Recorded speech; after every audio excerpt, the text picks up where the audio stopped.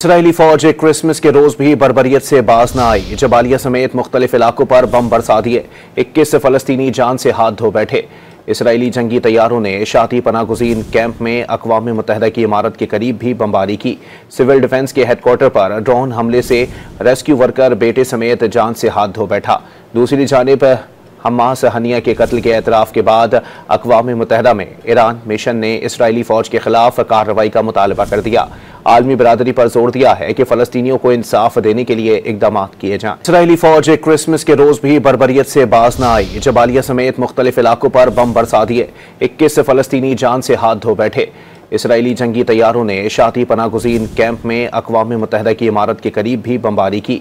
Civil defence के headquarter पर drone हमले से रेस्क्यू वर्कर बेटे समेत जान से हाथ धो बैठा। दूसरी जानिब हमास हनिया के कत्ल के एतराफ़ के बाद अक़वाम मुत्तहिदा में ईरान मिशन ने इसराइली फ़ौज के खिलाफ कार्रवाई का मुतालबा कर दिया। आलमी बरादरी पर जोर दिया है कि फ़लस्तीनियों को इंसाफ देने के लिए इक़दाम किए जाएं।